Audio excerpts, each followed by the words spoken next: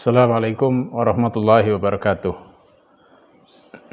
Alhamdulillah nahmaduhu wa nasta'inuhu wa nastaghfiruh wa na'udzu billahi min syururi anfusina wa min sayyiati a'malina. May yahdihillahu fala mudilla lahu wa may yudlil fala hadiyalah.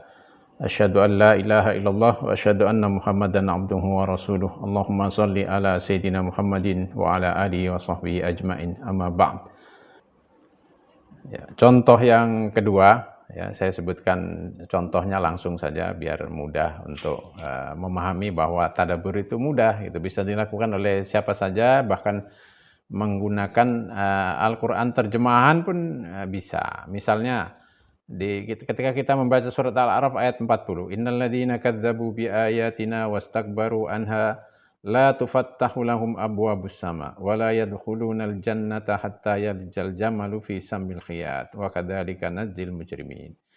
Sesungguhnya orang-orang yang mendustakan ayat-ayat kami dan menyombongkan diri dari ayat-ayat kami itu, apa hukumannya? Hukumannya la tufattahu lahum abwabus sama, tidak akan dibukakan untuk mereka pintu-pintu langit. Nah, ini kan hukuman gitu. Sedangkan amal perbuatan manusia itu nanti akan dilaporkan eee, ke atas itu, menembus sekian banyak langit Allah Subhanahu wa taala, gitu. Wala yadkhulunal jannata hatta yalijal jamalu fi sammil khiyat, dan mereka tidak akan masuk surga sampai ada onta bisa masuk ke lubang jarum. Nah, ini kan hukuman yang kita bisa renungkan, ya, kita bisa tadaburi. Ya, apakah kita termasuk orang-orang yang mendustakan ayat-ayat Allah atau menyombongkan diri darinya? Dan itu kalau termasuk dari apa yang disebutkan oleh ayat ini, nah itu berbahaya. Kita akan berhadapan dengan beberapa hukuman yang telah disiapkan oleh Allah. Nah, ini contoh mudah bagaimana dari ayat yang kita baca kita bisa mendapatkan pelajaran-pelajaran intinya, ya. Jadi ini termasuk ayat-ayat yang bisa dipahami oleh siapapun. Dan begitu juga, ya, akan kita temukan banyak sekali gitu ayat-ayat yang menyebutkan berbagai balasan dalam bentuk hukuman, balasan yang negatif dalam bentuk hukuman. Setiap kita baca satu lembar mushaf mana saja kita akan ketemu itu klasifikasi ini. Begitu juga tentang balasan yang positif yang biasa disebut dengan jaza atau sawab, ya, balasan yang baik gitu. Misalnya ketika kita membaca surat An-Nur ayat 22, "Wal ya'fu wal yasfahu, ala tuhibbuna ay yaghfirallahu lakum wallahu ghafurur rahim." Dan hendaklah mereka memaafkan dan berlapang dada. Tidakkah mereka, ya, ingin mendapatkan ampunan Allah, dan Allah itu Maha Pengampun lagi Maha Penyayang. Ala tuhibbuna ay yaghfirallahu lakum. Ya. Jadi ini kan balasan yang baik bagi orang yang suka memaafkan dan berlapang dada kepada saudaranya. Nah, ini memahami ayat ini tidak sulit, tidak susah. Mudah kita bisa mengambil pelajarannya. Oh, berarti ayat ini memerintahkan kita untuk menjadi orang yang pemaaf dan punya dada yang lapang. Ya, yang kemudian ini menjadi sarana bagi kita untuk mendapatkan ampunan Allah. Ya, dan bisa kita simpulkan di antara bentuk istighfar untuk mendapatkan ampunan Allah, ya, jadi pemaaf. Ya, maafkan saudara-saudara kita yang melakukan kesalahan kepada kita. Nah, dengan itu kita akan mendapatkan ampunan Allah. Untuk memahami ini semua orang bisa, semua orang Islam, orang Muslim dengan Al-Quran terjemahan pun bisa. Dan ini yang dimaksudkan dengan tadabbur. Jadi tadabbur itu mudah. Tadabbur itu bukan menafsirkan yang perlu ilmu khusus. Tidak. Ya, maka jangan juga ditakut-takuti juga gitu oleh sebagian orang bahwa memahami Al-Quran itu tidak semua orang bisa memahaminya betul kalau itu menafsirkan.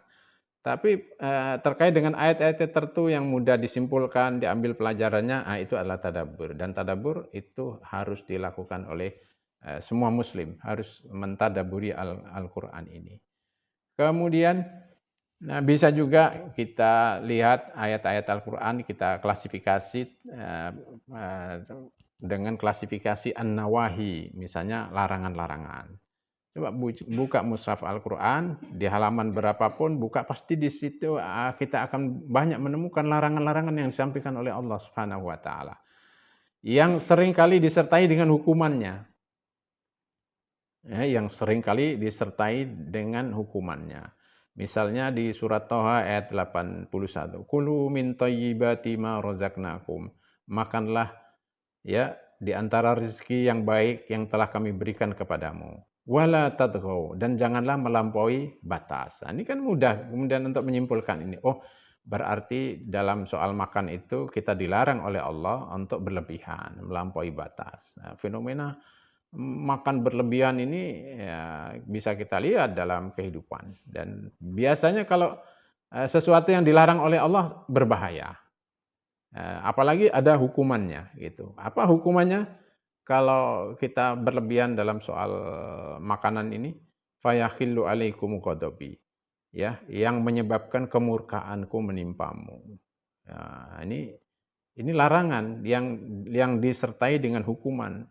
Ya, larangannya wala tatghaw, jangan melampaui batas dalam soal makan. Ya, dan bahayanya bisa kita lihat akibat orang yang berlebihan dalam makan bisa sampai mengakibatkan banyak penyakit, bisa menimbulkan obesitas dan lain sebagainya. Nah, itu bahayanya. Belum lagi bahaya yang disebutkan oleh Allah, fayakhillu alaikum ghadabi. Kemudian akan menyebabkan kemurkaan Allah. Wa may yahlil 'alaihi ghadabi faqad hawa. Dan siapa yang terkena kemurkaan Allah maka dia binasa itu. Sampai bisa mengakibatkan seseorang binasa itu. Kalau orang berlebihan dalam makanan. Ya, ini contoh ya, contoh bagaimana cara kita mentadabburi ayat-ayat Al-Qur'an yang mudah bagi kita.